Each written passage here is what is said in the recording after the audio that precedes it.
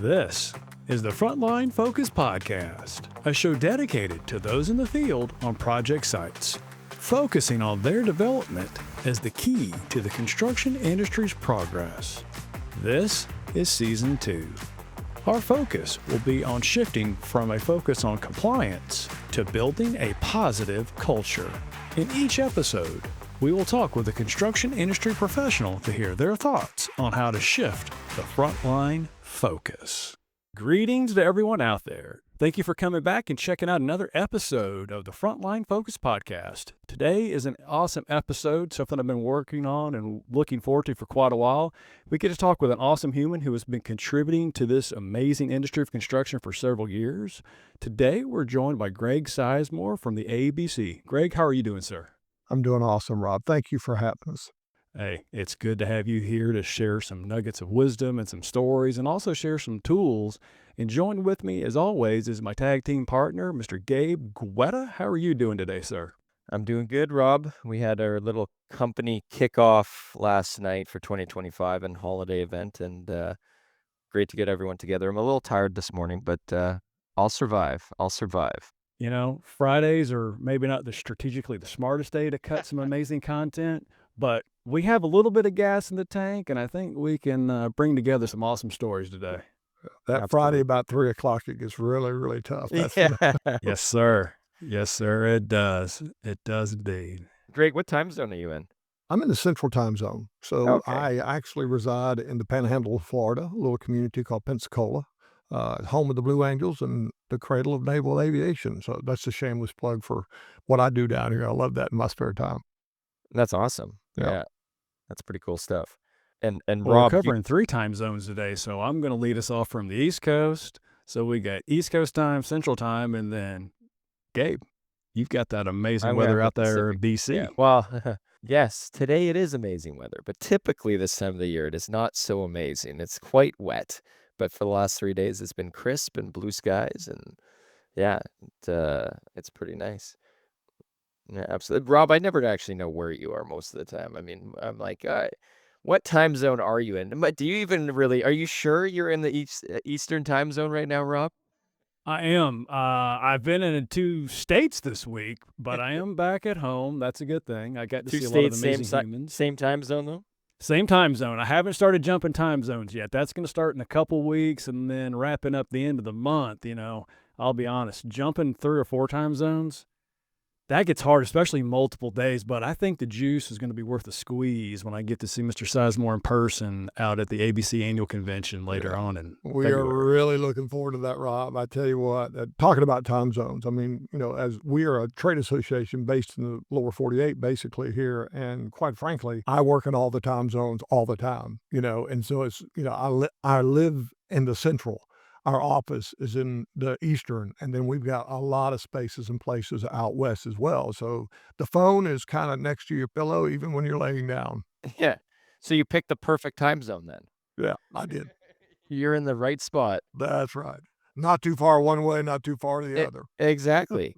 I mean, mind you, when it's, you know, you're answering a call at like maybe 6 in the morning, it might not always feel like it's the right time zone, but I think the other week I was on a phone call with a group from Guam, believe it or not, and we're trying to set a time zone for a good conversation there was almost impossible. It's, you know, over 12 hours, 8 hours difference, and you're like, oh my God. yeah, which direction is that? Ahead or It's behind? ahead. They are ahead, Ahead. so it kind of cuts after that. Yeah. So who made the sacrifice?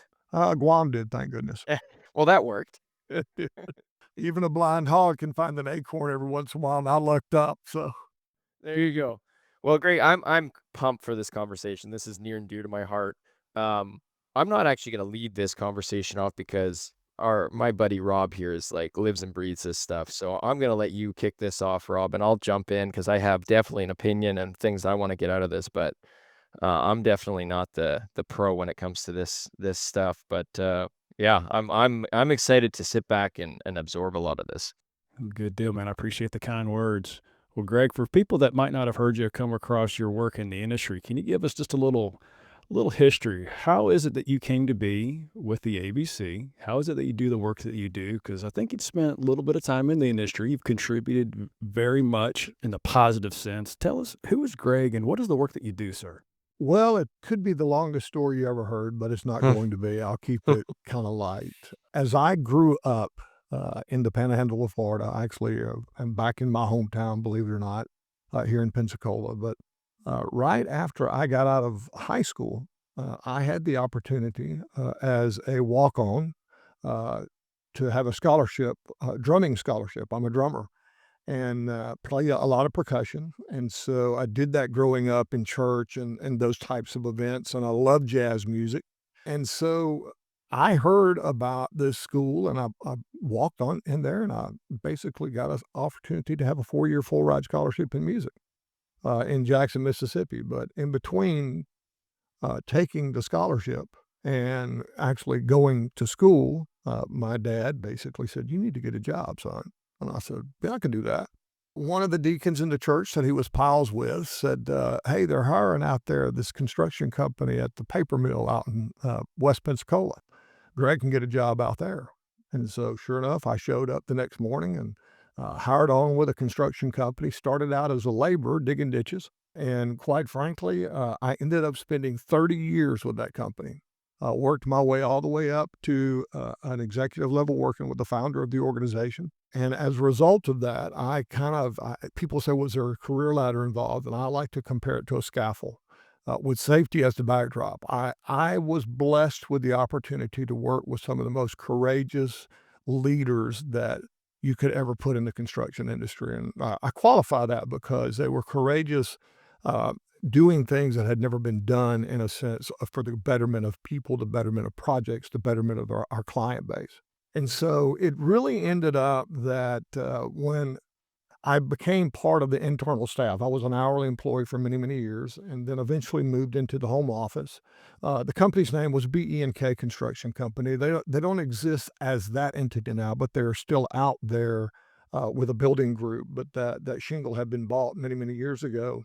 But to think that I would have ended up working in the organization, and particularly with one of the founders, and the founder was Mr. Ted Kennedy, and it's not the senator, it's Ted Kennedy from, down in the Southeast. But long story short is, uh, I kind of I developed a relationship with him. I'd see him on projects. He was intimidating. He was just the kind of guy that you knew his stature was just incredible. But over the years, I developed a little bit of a familiarity with him, and the opportunity presented itself for me to go into the home office, step out of the field. So working in the field, I worked my way up to, administrative managers. I served a role as oversight for safety and payroll and health and, all the different things that were happening on the job site. Spent some time on my tools, but not very long. I Mm. saw that the back door was kind of where I wanted to go in the industry, and started out working in the home office as what we would call as an office manager. You're basically deployed out for short-term stints. You're over finance, payroll, accounting, and all those types of things. And back in the day, now this is going to bore some of the younger people, but back in the day, we didn't have direct deposits and we had to reconcile Right. bank accounts and all that kind of stuff. And so at the end of every job, you go into the home office and you basically start closing out projects. And I saw Mr. Kennedy in the lunchroom one day. He said, "What are you doing in the home office?" I said, "I'm just hanging out, Mr. Kennedy, doing the best I can, adding value to the company." And so long story short, it worked out that I was asked after about 12 years in the office. So this is long about my 20th, 25th year with the company. Had an opportunity to interact with Mr. Kennedy on something very, very specific. And people may remember Hurricane Katrina. And when it demolished the Gulf Coast, and while New Orleans got a lot of the press, the Mississippi coastline was absolutely destroyed. And I can remember Mr. Kennedy calling me one day and asked me what I was up to. And I said, "Mr. Kennedy, whatever you need me to be up to." And he said, "Well, come and see me." And he said, "I know you've been out of the field for a little bit," but he said, "I need you to go down there and help us set a project up, old school." I said, "What do you mean old school?" He said, "There's no infrastructure down there. You don't have power, you don't have water, you don't have computers, you don't have any of that stuff." He said, "I want you to go meet a guy named Carter Justice in the middle of a parking lot that used to be a big lot. So he's going to have some folks with him. You guys bring this thing out of the ground." And to be honest with you, that's what we did, and I did that for about 69 solid days, slept in cars, slept in Wow. pickups, slept in anything we could do, but we went from like 8 of us that originally showed up to well over 300 or 400 people in less than 2 weeks. And And we that's were community people just from the community? no, it actually wasn't because the community was so devastated, they didn't know how to react. They were walking Right. around like zombies, right? Yeah. And so we were having to bring staff in from around the country, and bring them in with their own tools because you didn't have the tools. Yeah. You had none of that kind of stuff. And so the reality is that until we were getting the infrastructure built up to have generators and drop cords because there were no battery powered tools, if you will, and we really picked it up. And I'm telling you, it was the most fulfilling 69 days of my life. And that's critical because basically Mr. Kennedy told me on a Thursday, you'll be back on a Saturday. And I thought that this Saturday coming up, but it was Yeah. 69 Saturdays less. So Yeah. uh, when I came back into the home office, because we got enough infrastructure up to where some of the other folks could come in and kind of take it over, and I went back to the home office and he called me and asked me how it was. And I said, Mr. Kennedy, I'm sorry. I've had red meat back in my teeth. I can't go back into this position that I'm in Right. now. You know, Yeah. I mean, that's, Put me back in the field. yeah. And he said, well, I got something better for you. He said, I want you to come work directly for me. And I said, well, Mr. Kennedy, contrary to popular belief, I've been working for you for about 25 years. But it worked out that I did get an opportunity to go to work. And I mean, he gave me 3 specific things to work on. And he said, you know, here it is. It's about craft-based education, making sure our people are equipped and empowered to do the work they do, have the, the training, the education to do the work too.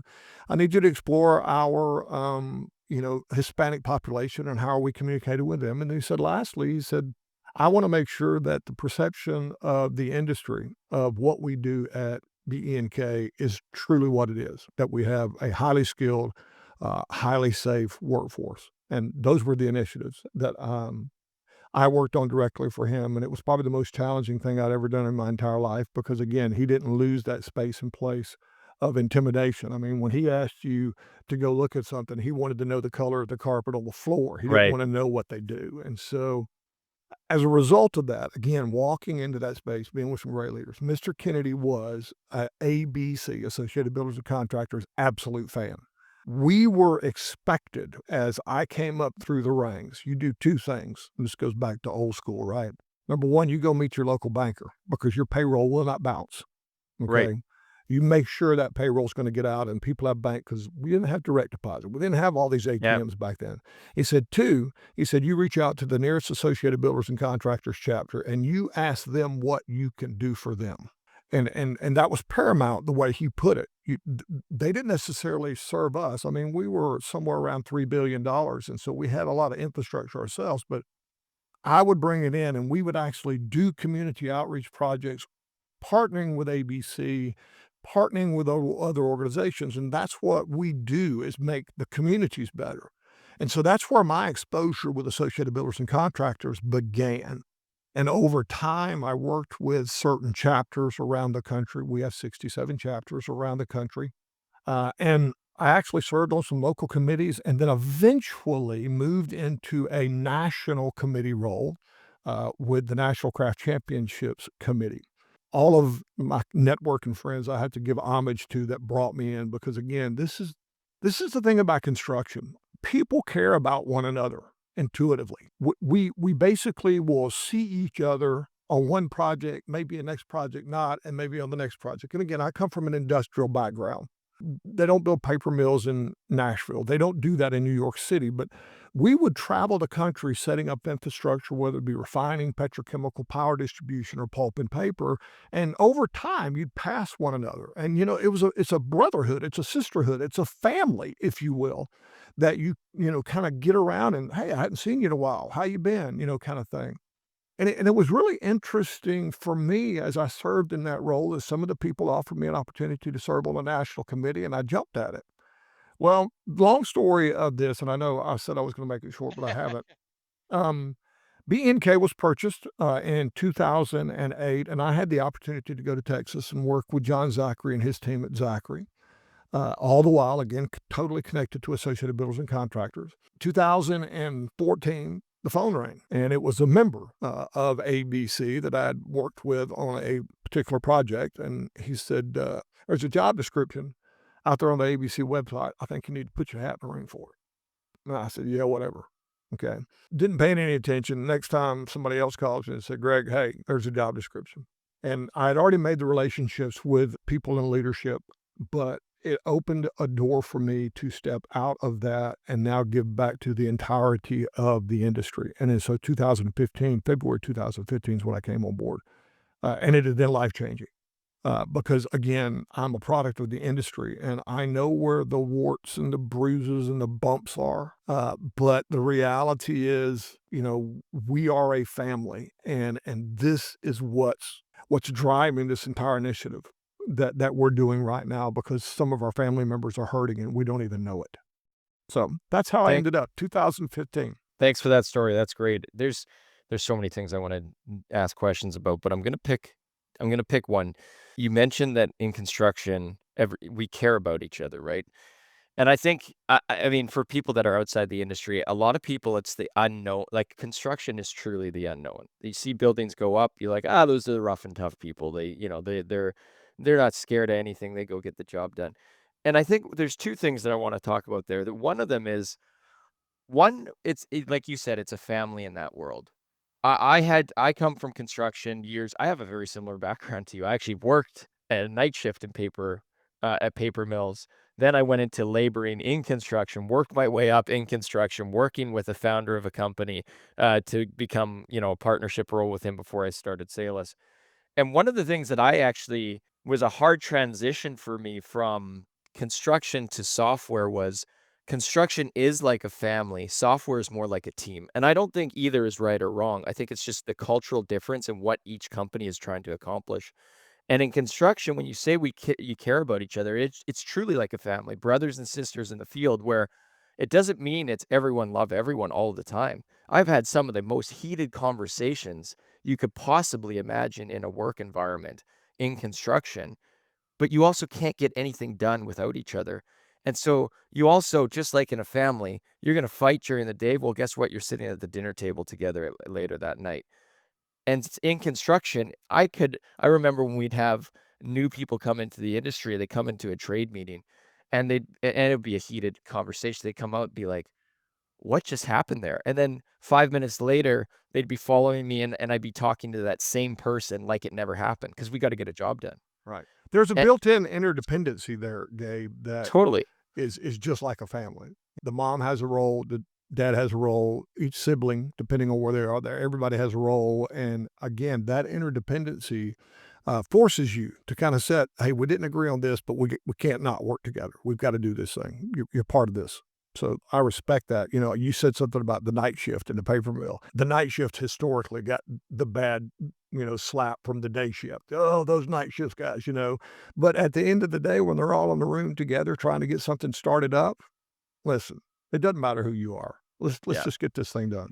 Yeah, I was actually the one that had to clean the machines with the air compressor. So I was like 19. It was rough, but it was fun. And I think to transition this conversation to, I think, what we need to talk about, what we owe this to the industry to keep this conversation going. It's just like a family. There's people in our family that are really in pain, right? That they're hurting. And this isn't just secluded to construction. Like anyone else, everyone is touched by this, in families, in friend groups. And a lot of times you don't know. It's something that's suffered in silence. And I think that when you think about the staggering numbers in construction, there is a personality trait, especially in the field of construction, but it's not too far off the normal human mind and the normal human condition of what you do when you deal with mental fitness, mental health issues.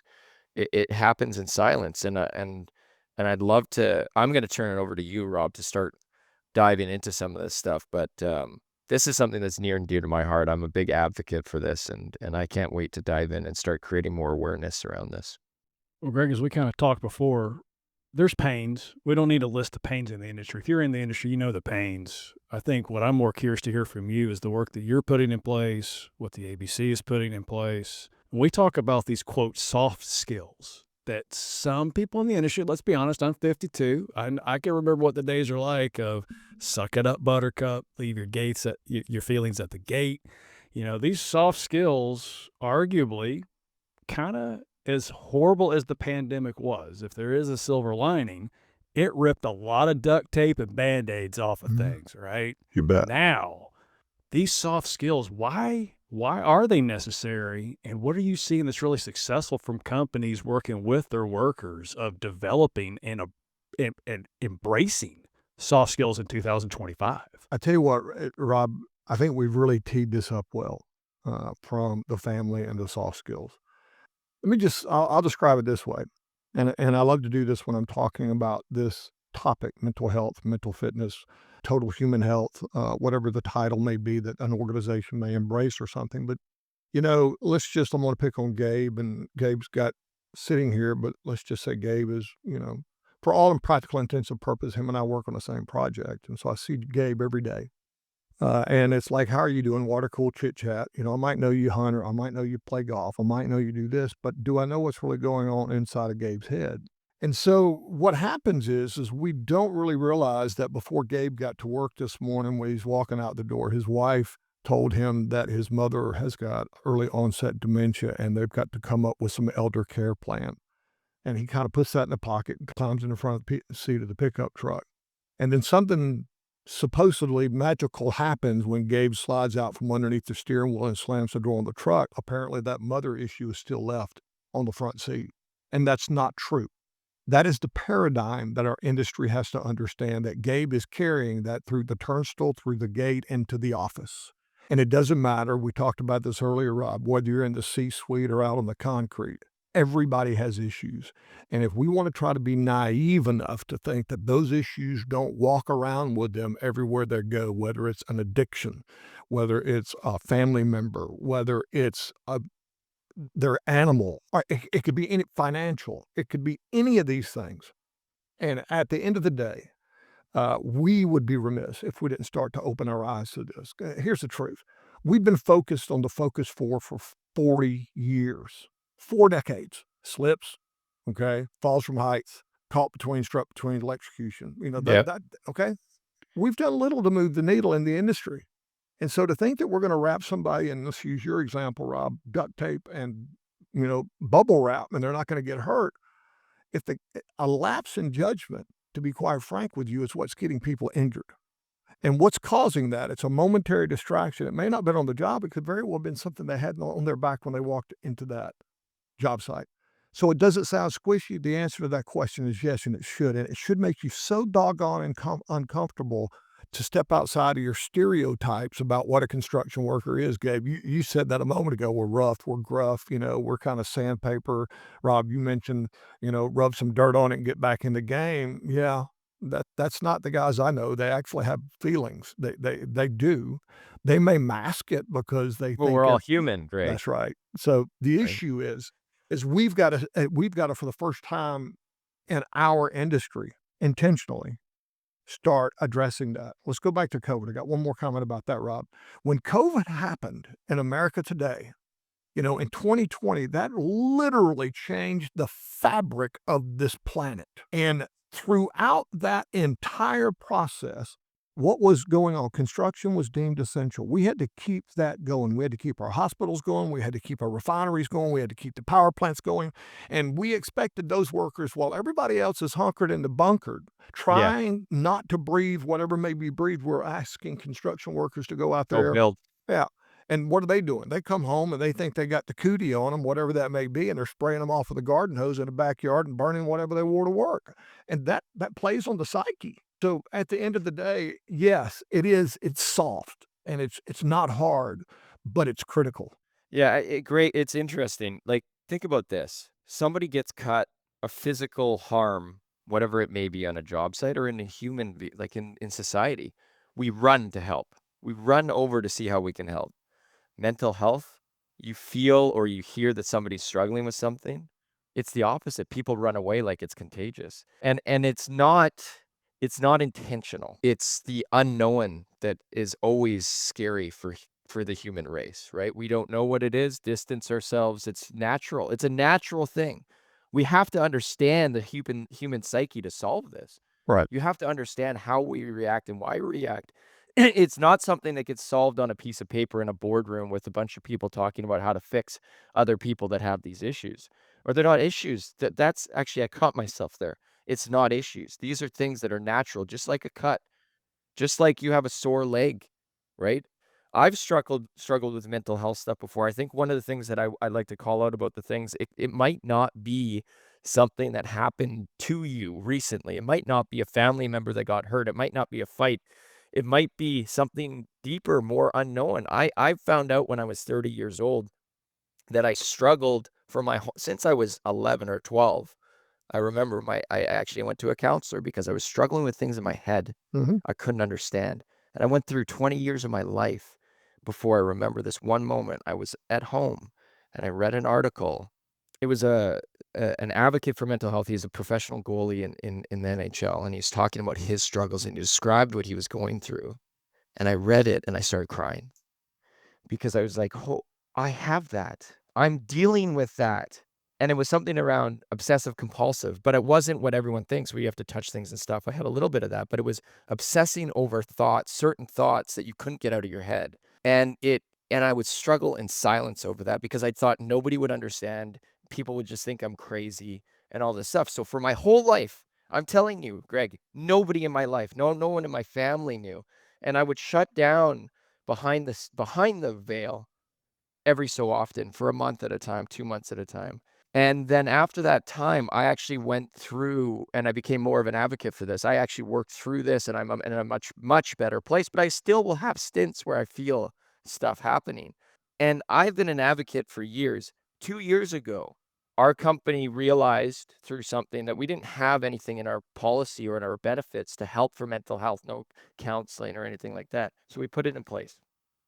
2 months after that, I went through a little bit of something that I was dealing with. And at the time, I was a huge advocate. I was talking like this. I didn't actually know how to access this in our benefits plan. And I wouldn't even go to my co-founder and ask him how to find it. I didn't talk to anyone. I just kept it to myself. Talked a little bit more to my wife, but I didn't talk to anyone. And that's why I think it's so important to talk about this. I am an advocate for this. You just heard Yeah. me talk about this. And I myself still in the moment shut down. So one of the things that I'd love to talk about here is like, how do we solve this? In construction is no different than the normal human being.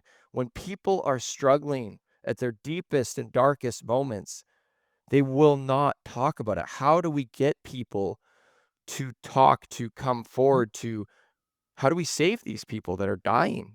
Listen, if I had the complete answer, we wouldn't have this issue. No, of course. Number one, awareness is the single biggest thing. We have, as society, there is a shame associated with any kind of mental disorder. And often people think about the extremes, whether it be bipolar, schizophrenia. But the vast majority of Americans are walking around with anxiety, with stress, depression. All these things it's their everyday world. And when that gets out of whack, it affects everything about that individual. You mentioned a lot there, Gabe, that I have lived behind the veil of having a cover story almost the entirety of my life. I projected what I wanted people to see. And at the end of the day, you get used to that. And therefore, people they think that is who you are, really, and it's not. And so, this whole thing about creating a caring culture, that's the essence of it. You've got to create the conditions where these people feel safe enough, vulnerable enough to share. I'm really dealing with something right now. Another great point you made. Listen, just before a company pats themselves on the back and say they've got an EAP with counselors and all the rest of this stuff, listen, you know what the least used program in America today is when it comes to health benefits? It's called EAPs. They don't use them because they think that Gabe's got this special folder in his office that's got everybody's name on it, and there's that big brother's watching you thing. And so again, the first thing you got to do is address the paradigm that everybody says is real. That's not reality. Okay. And so here we've got to build a structure. What we think we've done at Associated Builders and Contractors is built a structure that allows the contractor to build a solid program on a good foundation that focuses on several things. Number one, the body. We want to make sure that that individual has the access to the resources that they need, one, to protect them, but also do what they need to do. Let me give you an example. Okay, all of us have a construction background. The reality is simply, let's take the pandemic as an example. When it happened, having a porta-john on a job site wasn't enough. But yet we built projects like that and have gone back to that today because the pandemic's gone. Running water hygiene. What happens north? Get your power grid in, get you some running water eventually. But you Yeah. still got walls and miles of porta johns out there thinking that's right. Well, listen, here's the big deal on this. We're trying to grow women in our workforce. I wouldn't send my daughter in one of those things. What makes you think that they're going to go in one of yours? And so create that whole body experience. We've almost, to women, you think about this as an example here, Rob. We basically tell women you can't have kids that work in construction. There's no daycare hours that are associated with that. What if you want to breastfeed? Do you have any kind of lactation facility there for them? I mean, this is mind-changing body type of stuff. Have you heard of a half can, Greg? I worked in high-rise construction, so even today in British Columbia, they've mandated that you have to have proper bathroom facilities on a construction site, but they can't actually solve that at the top of the tower because even the porta potties don't fit in the hoist, so you have half cans, and guess what? Once studs go up, there's nowhere for that half can to go other than right next to the hoist. That's So the exactly amount of right. times I'm sitting there or standing there going to the bathroom with 10 trade workers next to me just having a conversation, you get used to it. But imagine somebody new coming into the industry, That's or right. imagine a female A that female. wants to come into the industry and work, and they're like, either I got to hold it and wait for this hoist that might be 20 minutes, Yeah. or I got to sit here, Yeah. right? And they That's like it's just it's terrible, but it's it. also the reality of construction. How do you It fix is the that? reality, but I guarantee you there's a solution for that. Of Why course. did Gabe start what he started in the software world? Because he wanted a solution for something. Yes. And one of Yes. the things that we do in our construction industry every day, every moment of the day is solve problems. We're For problem building solving. something that has no way to, it should not be there, should not be that high, cannot sustain this, or Yeah. we solve this is a problem that we have to solve. And therefore, creating that initial condition is absolutely critical. If we want our industry to be something besides an average age of a 45-year-old white male, which is what we are, okay? You know, the highest population for suicide today is 47-year-old white males. Okay, so we wonder why we got an issue there in our industry. And so the reality is we want to change the fabric of our industry, be inclusive, be that diverse environment. We're going to have to do and look at things a lot differently. That's just the body component because listen, PPE is not going to save us from this. Personal protective equipment is not. If somebody is distracted or goes to the point, and I don't want to give anybody listening to this thing that suicide in our construction industry is actually happening on our projects. I have dealt with them that have happened on projects, but at the end of the day, these people have access to lethal means and they basically decide to end their life. We call it die by suicide as opposed to commit suicide, right? And so this is a group that has access to lethal means, and that's why you see one of the reasons that you see a high population in that arena right now. I want to go back to total human health if I can go for it. Then you got to move to Yeah. that heart component, Yeah. and the heart is really what keeps the person engaged. If you remember when I said one of the things Mr. Kennedy asked us to do was always go out and make a connection with the local ABC chapter and ask them how you can get engaged. What can you do for them? The vast majority of Americans today want to give back. We are the most, outside of the work environment, we're probably the most caring, generous people on the planet. Like you said, you see somebody hurting, you run to them. Okay, so people want to give back. And so when you have those heart-based activities, it's really it's not too squishy, Rob, but it is like go find the things that really jazz people. Is a walk out of the dark with AFSP and suicide prevention something that somebody might be connected to? Is there a halfway house that somebody might volunteer at? Is there a women's shelter that they can help rebuild? Find that place that will get their heart beating, okay? So you've got the body, which is all that stuff on around us, but the heart is really where the jazz is, where the gas is. I think you said that a moment ago, Rob, is, you've got the gas in the tank because that's what's gonna keep them coming back. People wanna be engaged in things, not just the work, okay? Then you go to that whole spiritual component, and I don't want to think that this is dogma or theology, but just about everybody either believes in something or they believe they don't believe. And at the end of the day, this is where we have to be understanding that, again, in a diverse world that we live in, the spirit part of that is a big deal. That is what sustains you. That really is what, it's kind of what in the Covey language is sharpening your saw. It's making sure that you're doing the things to keep you whole and healthy. When I came up in the industry, listen, 712s, man, that's what you wanted to work. Rack and Yeah. stack, Yeah. and but the generation that we're trying to appeal to today want balance, and spirit is balance. When that gets out of whack, it's a bad day. Well, how So can you balance today when you're never off, right? Look at that our that's smartphones, social media, you're never off, you never have downtime. that's It's exactly right. always connected, always racing, always fearful, always, always, always, always, and you break, It has to right? be intentional. Again, Yeah. this is the thing about that. We have several contractors, Rob. If I don't know if both of y'all are coming to our convention or not, but Rob, I want to introduce you to Ryan Odendahl with Quest. He's really jumped out there with a series that he calls Under the Hard Hat. That Mm. he videotapes employees that have these incredible stories, and you know what? Yeah, It has literally shattered walls inside of his organization because he's that's great. getting people that have had an incredible story or experience at the company and saying, if it hadn't been for this, that wouldn't have happened. So that gives that person that spirit, that opportunity to give back. It's not shame, for somebody to say, I had a bad month, I had a bad year. It's not shame for you to say, listen, I struggle with anxiety.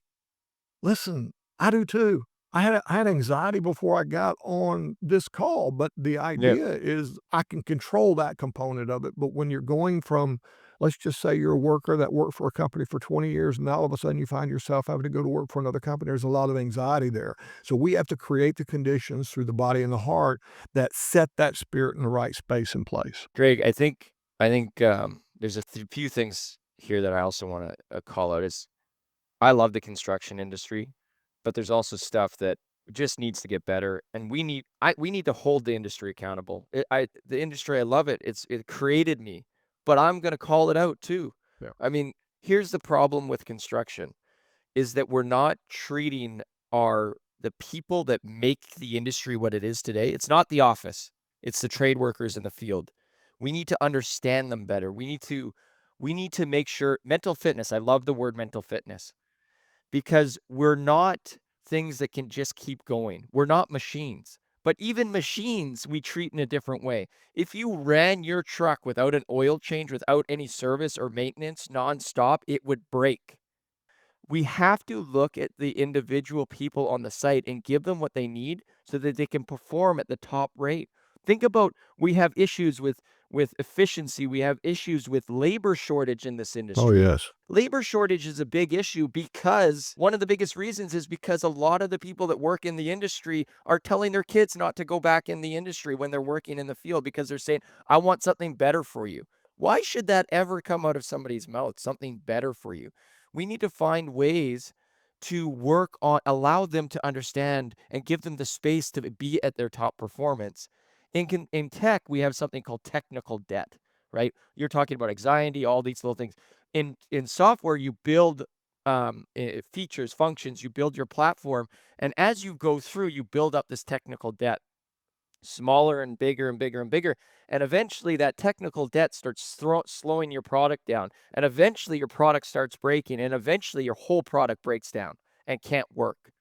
Human beings are no different. I wake up one morning and I'm 14 years old. I have a little bit of anxiety. I have this one situation happen. Carrying on this technical debt, this technical debt, this technical debt. Guess what? They're 35 years old. They've never dealt with that technical debt. They're either broken or that they're at that breaking point. Yeah. No, it's One it's last it's yeah. One last thing I just want to throw out. In construction, this is the one thing I just can't understand. You have job sites that might have 10 people, 20 people, 200 people, 1,000 people on a job site. Imagine an office with 1,000 person and not a single HR representative.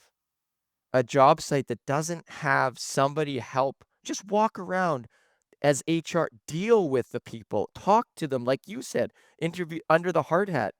We can afford as an industry on 1,000-person job site to have one person solely focused on unwinding that technical debt. Let's do that. Sorry. Go, I Greg. I went on never my rant. apologize. I never apologize because this is real stuff, and so I want to get to a couple of points that you made there. Number one, the stereotype that the vast majority of individuals in the world today think of when it comes to construction workers is that's all the kids that couldn't go to college. Mm. Go to I was college or actually get a one of job them. in construction. Listen, so was I. I turned out. Did I tell you that I wrote a letter of regrets to the university and said, "No, I found the thing that I want to do the rest of my life. This is the most incredible." It's construction is the best kept secret on the Yep, planet. totally. And so here we've got these stereotypes of what these people are when, quite frankly, idiots can't build infrastructure. These are some of the smartest human beings on the planet. And they're doing Euclidean geometry, they're doing this, they're doing programming, they're hiding stuff and architecturally building stuff that you would never appreciate what's behind the wall or how that super light fixture in your convention center stays above your head. But I'm going to tell you, monkeys didn't do that. These are really bright people. And so until we start promoting the industry through that lens, as opposed to letting somebody else define it for us, we're going to be sitting here talking about this 10 years from now, why we're not the attractive industries for people to go to work in. It's not the career for everyone. There are some hazards in this that we try to engineer out. There are elevations that some people might find intimidating. There may be hours that you may have to work during this, but I'm telling you, at the end of the day, this is where it becomes real. Think about it this way. The vast majority of construction work performed in America today is with companies that have less than 50 employees. They're not the Leviathans, okay? And so I came from a $3 billion organization. Okay. I've worked in the 5 and $15 billion organizations. It's not any easier because they're bigger. As a matter of fact, it's even harder for them because they do have the 1,000-person project. Is it any easier for the guy that said, I used to be a good pipe fitter, but I decided I don't want to hang my own shingle, and now I'm going to open me up a pipe fitter business with his brother-in-law and his cousin and 3 other guys? It's not any easier because you've got people. It's about your commitment. It is literally the commitment of the individual that says, "I'm not gonna have this happen in my organization." And let's boil it down to what you can do in your zip code. The industry gets blamed, but who's in the industry? There's a zip code associated with that. One of the things that we started is we now have mental health champions across our network of chapters. These individuals work for Associated Builders and Contractors, or they're one of our member volunteers in that chapter that says, if there's a 911 call when it comes to mental health or something like that, I'm going to be that tip of spear. I'm a licensed chaplain for that reason. I've worked for organizations, and we recently brought on an organization to provide chaplaincy services. Now, a lot of people think that's dogma and theology. It's not. It's great coaching is what it is. And it's somebody putting on a hard hat. But we put every one of our mental health champions in a purple vest, the ugliest doggone thing you've ever seen in your entire life. And I if it love does it. anything else, they walk up to them and say, "What the heck is that? Where'd you get that purple vest from?" Listen, it's done. It's work now. It's now work because now I'm having a conversation with you. It's like, Yes. how are you today? What Yep. conditions? What can we do? Da da da. I mean, some of the other things we see our members are starting to do that really adjust the mind. That's that last component of total human health is the mind. The body, the heart, the spirit, and the mind, or the soul, spirit, and mind. But peer groups where they're sitting down on job sites, they're actually giving them the freedom to knock off about 15 minutes early. And they start off with this, what was your peak of the day and what was your pit of the day? What was the thing that you knocked out of the park and man, that was a home run? Or what was the thing that you struggled with around your job? And they could say, well, I didn't have the tools in the tool crib when I went to it. And it kind of frustrated me. Or man, my unit rates were nailed up. Whatever that was, you start it in a very nondescript, but before you know it, people are starting to say, you know what my pit was? I could not get my mind off of. Yeah, that's great. And so the idea of engaging people in their mind space as opposed to going after their heart space is looking at things in totality. And so again, it's time for this industry. It's time for Greg Sizemore and Gabe and Rob and any of us who make our living dancing around this thing we call construction, whether we're in it directly or indirectly. What can we do in our zip code? Mm. Let's not solve world hunger. There's people hungry in our zip code. There's people hungry in our own homes, in our own backyards, on our projects. And so the call to leadership is you have to create the conditions that allow these things to happen. And that's when caring really occurs because you're stepping out there saying, listen, Here's the deal, guys. Number one, we have an EAP program. Okay. I want to be very clear about what this is about. I have no idea who's in this. This is for you to help you get in this game. It's created for you. We've got chaplains, access to coaches that can actually just sit and talk to you, that are going to be present on the job sites. You know they're going to be there. We've got some education that we will present you so that you can see these signs and symptoms in others and maybe help. And so it's when you make those small commitments that all of a sudden that workforce starts to rally around those things. Lastly, I'll say this is what you'll see is they'll want to work for you. Okay, you talk about retention being a big issue. When you start meeting that person where they are, they're committed. We talk about retention being a big issue. We talk about the number of people we need. You need to set yourself apart from the rest of your competition that says, I am a caring culture. I am. And all of a sudden you'll start saying, man, have you seen what man, I want to go work on that. I want to see that company. But that's where things will begin to happen. So we think we've got to solve it for the industry. No, we don't. I just need to start my company. I agree. I just need to start here. And once I get that done, then I become the employer of choice, not the one everybody else goes to work for. Do we have a substance abuse problem? Yes. You know what? You can toke on it all you want to. You can burn them and do it. But here's the deal. You cannot do that in construction. I will not have somebody running a tower crane under the Yeah. influence of anything, rigging in the blind. I'm not going to expose somebody to that. And so in the reality is you've got to be hard-lined on some things and say, not on my job sites. You can't do that. Okay.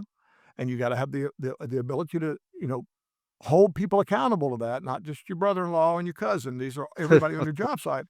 But I think we get out, we think this, I use a phrase like this, and the moment the mission becomes a monument, you spend more time focusing on the monument and the maintenance and the upkeep. So you talked about your technology debt, maybe Technical use that, debt. technical Tech debt. tech debt, is all of a sudden you build this monument and you got to feed the beast. No, you don't. Just stay the mission. Stay the mission. The beast will take care of itself. And so it sounds kind of preachy, but that's just the chaplain to me coming out and saying, here's the deal. It's in your zip code.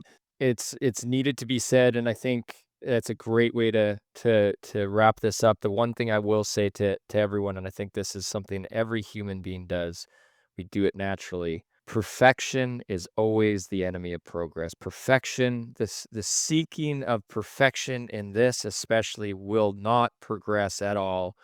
Put one foot in front of the other. Do one thing in your company. Talk to one person, even if it's not about mental health or how they're what are you thinking about? Hey, are you okay inside your head? No. Give them a little I know somebody on she's a mental health advocate. She goes on job sites, has about 250 little Halloween candy bars, the mini ones. Just gives them one. And then through that, just has a conversation about anything. The other Start day there. I was on an airline. Well, I do a lot of travel much like Rob does. What time zone do you wake up in? But I was on an airplane, and a mom had a baby in one of those chest things, and as she was going down the aisle of that aircraft, she was passing out those dum-dum lollipops. And on that dum-dum was a little piece of paper that said, this is my first flight, and I'm probably not gonna understand what's going on with my ears. If you hear me crying, can you just give me some grace? And you're sitting there and you're looking at I this love thing that. going, okay, so that's trying to do something in your zip code. I Okay. love that. And you said, I believe it was Steve Jobs that said, don't let being great get in the way of doing good. Yes. I may have that quote wrong, but that's what you said. That resonates with me, guys. I don't have it figured out. Man, None of us do. my personal life has got all kind of broken spokes, man. And I don't want to be put on airs, but I will tell you this, if I'll take the 3 minutes that it takes to get to know Rob when I see him at convention and say, Rob, man, tell me about your life. Your kids, man, family, do you do something? What do you do for fun? Okay. Man, that's kind of cool. I now in that 2 or 3 minute exchange know more about Rob than anybody else that works around him on a regular basis because they sit that water cooler call. They think they've got to be in business mode when they get there, not personal mode. And so, I just respect this platform that you guys are building to talk about this space. I respect, the bravery and the courage of you guys, particularly Rob, standing up and talking. This is not fun stuff. People don't sign up for this class and say, oh, yeah, teach me all about it. It's kind of, well, there's no room. Okay, I'm going to sit in on this one. Here's the deal. You can't not tell it. We can't not tell it just because people, I tell people, it doesn't matter whether it's 1 or 101, you're going to get the same thing out of Greg Sizemore. You know, and so here you are, you're sitting there and you're saying in 2018, the biggest catalyst in this industry, the 2018 was a significant year when the CDC came out with a study and said, here it is, 1,008 human beings went to work on construction projects in 2018 and did not go home. 1,008. But that same year, there were 5,242 construction workers that died by suicide. That was from the CDC. That rocked our industry. That's why we're having this conversation. And the only way we're going to solve this issue is to work in our zip codes. You know, let's us be us, do that. And then you know what? It'll bubble over and percolate over. That's a great way to end this conversation, Greg. Rob, you got anything you want to add to?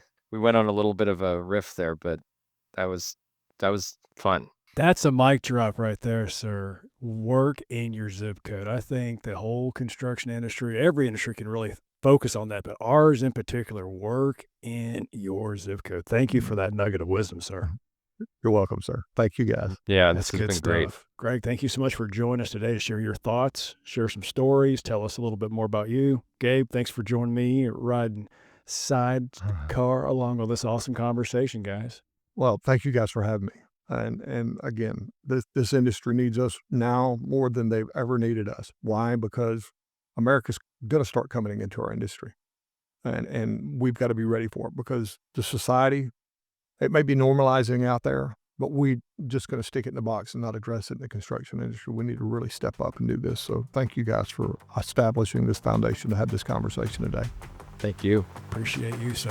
Thank you for listening to this episode of the Frontline Focus podcast, powered by Salus. If you enjoyed this episode, then please subscribe to our show on Apple Podcast or Spotify, or better yet, leave us a comment on social media for us to hear your thoughts about this conversation.